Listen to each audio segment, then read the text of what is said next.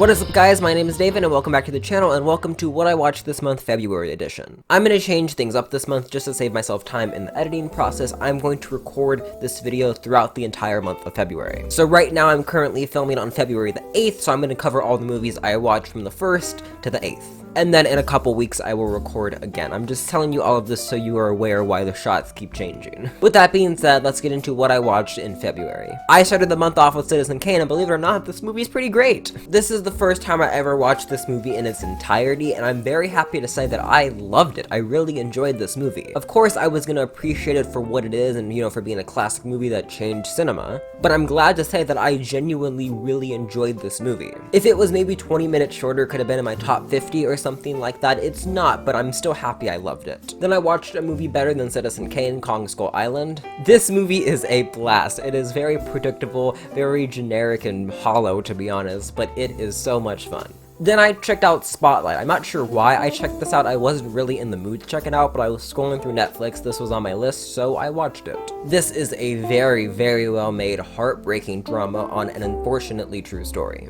Then I watched Juno, and unsurprisingly, I adored it. However, the reason it's not higher is because this is a plot-driven coming-of-age story. If you know me, you know I like coming-of-age movies that don't really have a plot. Lady Bird, Moonlight, The Edge of 17, stuff just kinda happens in those movies. However, in this movie, it has a clear plot that spans over 9 months, and it can really drag, especially in the middle. All of the main characters were surprisingly enjoyable. I love seeing J.K. Simmons in here. Jennifer Garner was very charming, and our two main leads, Michael Cera and Elliot Page, were fantastic. Then I checked out Boy State, which is one of those pieces of media that just feels like it was made for me. This is a documentary on a group of 1,000 17-year-old boys who participate in a mock government for a week.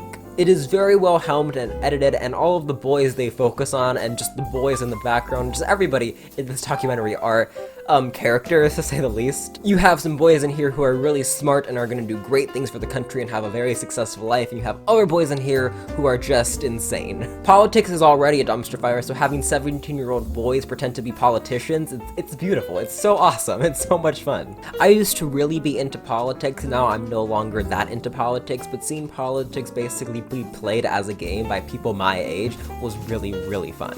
Next, my aunt recommended that I check out Isles of Dogs, and oh my god, I am so happy I listened to her. This is a stop-motion Wes Anderson movie, and this is a masterpiece. I love this movie to pieces. There are some fair criticisms with this movie, but I'm just gonna put it simply, dogs and dry humor. I love this movie. Continuing the dog trend, I watched Best in Show with my family, and it was very dumb but fun. It is a mockumentary-style film about a dog show. All of the jokes are very predictable, but it's an easy chuckle and it's fun enough. I recommend it. I wish I could call it a hidden gem, but it's just a underrated fun time. The Grand Budapest Hotel was amazing. It has that signature Wes Anderson style that I adore, and it was fun from start to finish. It could have been a little bit shorter, but from start to finish, I had a blast with this movie. And the last movie I watched in this section was Fargo. The plot and the overall movie was very fun, but I gotta be honest, I was pretty underwhelmed. The plot is really interesting. That's the whole reason I checked out this film. The synopsis seemed amazing, but I don't feel like they ever do much with it. Once the movie gets going, it becomes kind of boring and predictable, if I'm just being completely honest. If you enjoy this movie, that is great. I wished I enjoyed it more, and I still enjoyed it. It is a very well-made movie.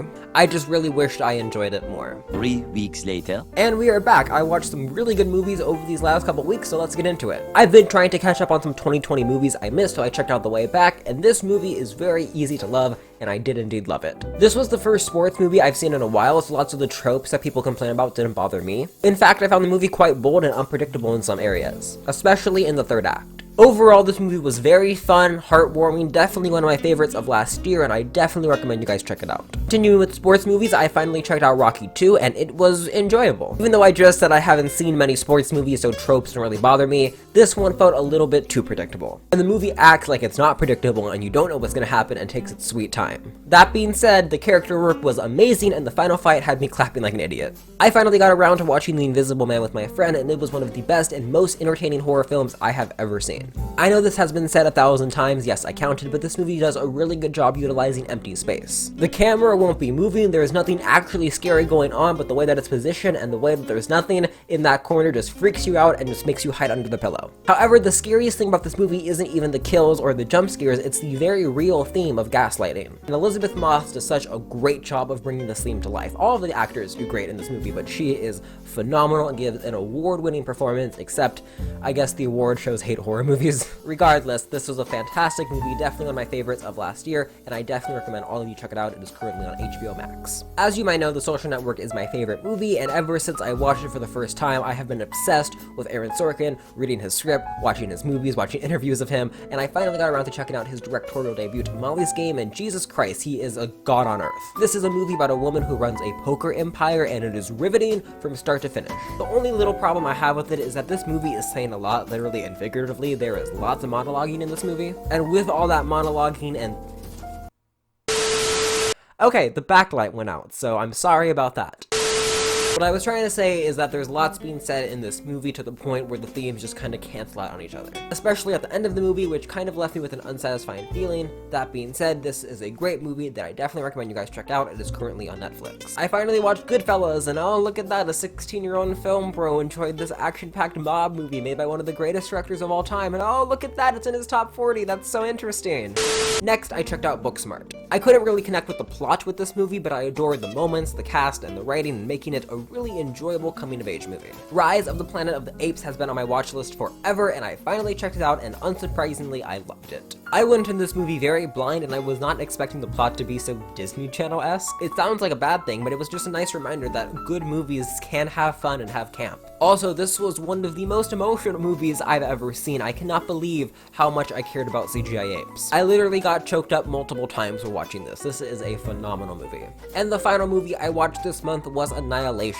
I wanted to love this movie so bad, but unfortunately, I did not. I enjoyed it, don't get me wrong, but I didn't love it. For some reason, I need to compare this movie to Arrival. Like Arrival, this is a beautiful and brilliant sci-fi movie with very compelling themes and realistic themes that are presented in a very interesting way. However, unlike Arrival, the themes are not presented in a satisfying or approachable way. This movie tackles the idea of self-destruction in a very interesting way and shows self-destruction happen in different interesting ways, but that's kind of it. They're just interesting ways. Maybe I'm asking the movie to be too much of a therapist, but with Arrival, the themes felt tangible. I felt connected to them. I felt like they helped me. They were good universal messages. Here, it's just showing, once again, self-destruction occur in very different fantasy sci-fi ways. I know that probably does not make sense, but that's how I feel. But I recommend you guys check this movie out if you want to. It's a solid sci-fi movie. It's just one I wish I enjoyed more. And there you have it. That is what I watched in the month of February. Let me know in the comment section down below what were some of the best movies you checked out in February. I have not done this in a second, but if you want to subscribe, you can click right here, and if you want to watch what I watched in January, you can click right here. That is all for today, guys. I will see you in the next video. May the Force be with you.